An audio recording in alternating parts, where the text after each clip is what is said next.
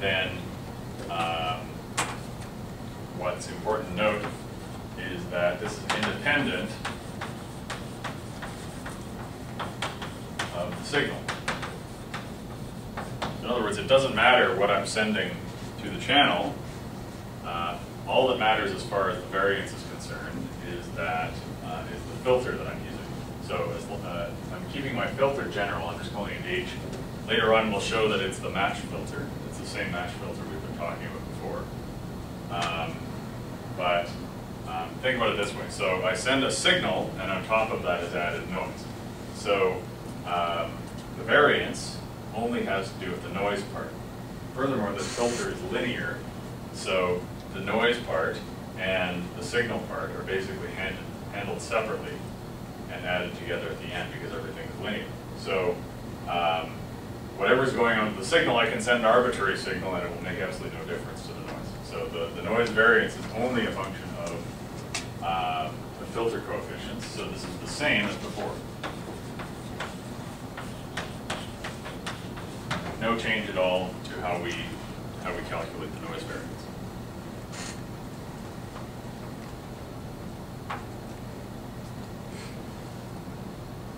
Okay, so I said in order to apply my procedure, what do I need? I basically need to know everything. I need to know my signals, and I do. I specified them as some basis function, s of k, multiplied by scalars, various scalars that I defined sort of in decreasing order.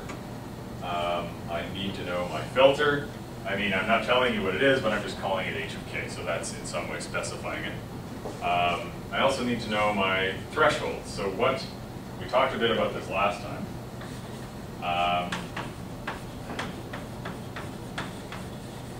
So basically, last time I said, let's just pick halfway between all these guys. Right now I'm going to go a little bit backwards and just say, let's treat these arbitrarily. So what's clear is that each noise-free output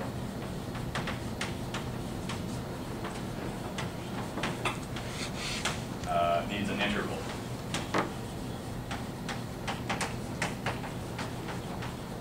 So for each point on this number line, I need to be able to map that point into some decision. So for example,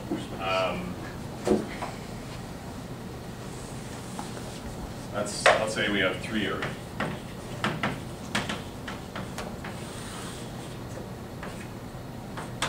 We have S0 here, S1 here, and S2 here.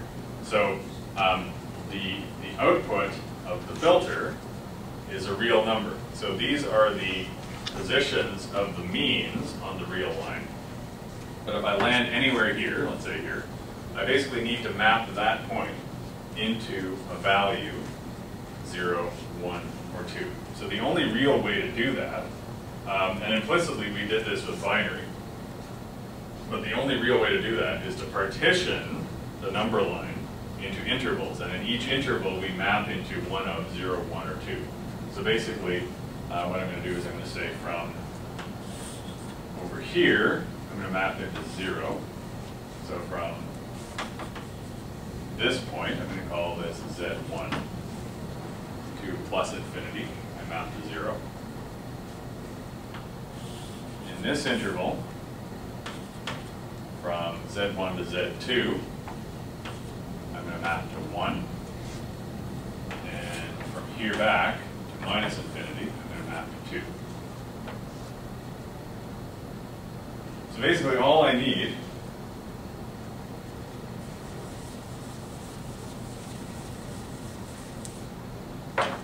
for one thing, it should be clear that these intervals can't overlap. There can't be a point that I'm supposed to map into both 0 and 1, for example.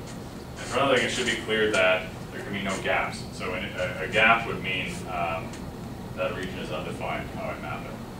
So what I have to do is for any position on this number line, I need to map it into something.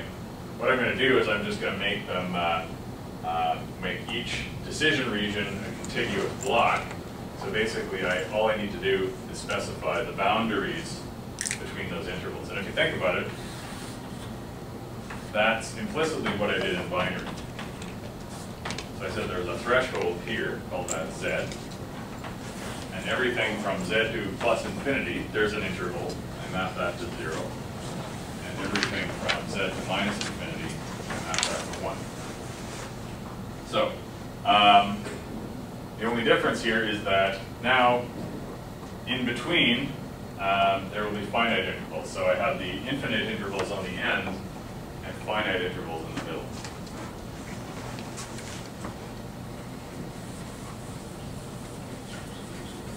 And what I really need to do is I need to specify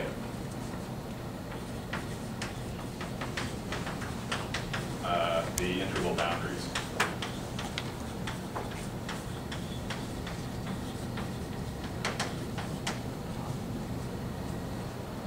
So if I have, so here I have 2 intervals, and how many boundaries do I need?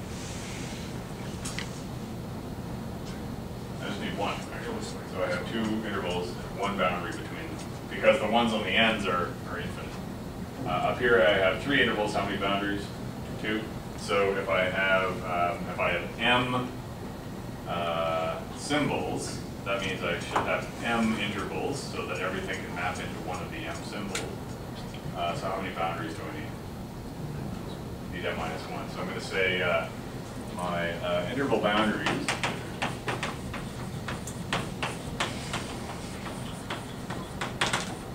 I'm going to call them Z1, Z2, and so on up to Zm minus 1. And similarly to S and alpha, I'm going to say Z1.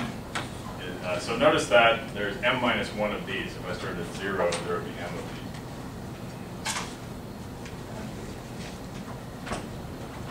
Can we get your midterm?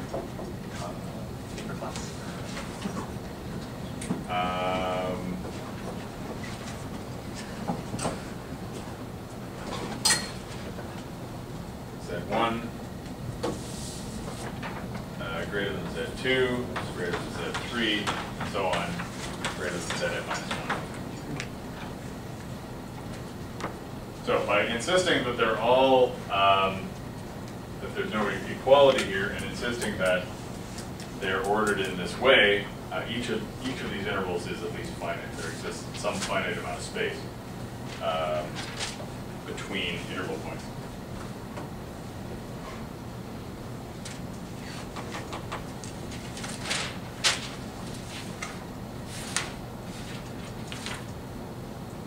Okay, so basically, what does this mean? This means I can specify my decision function. So remember the hardware model. We have A to D, followed by a filter, H of K, followed by some decision function D, and then in the binary realm we had 0 or 1. Now,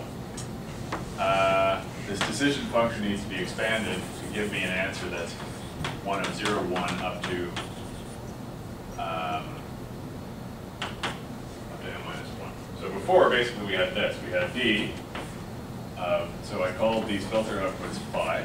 D of phi is 0 if I'm above the threshold. So in other words, phi is greater than Z. 1 if phi is less than or equal to Z. Actually, the equality case doesn't matter what you do. You can put it up here. You can actually not even deal with it, and it really doesn't make a difference. But I just put it on the bottom for no reason. Okay, so in the M-ary case, now what do we have? D of phi for M-ary. So my first threshold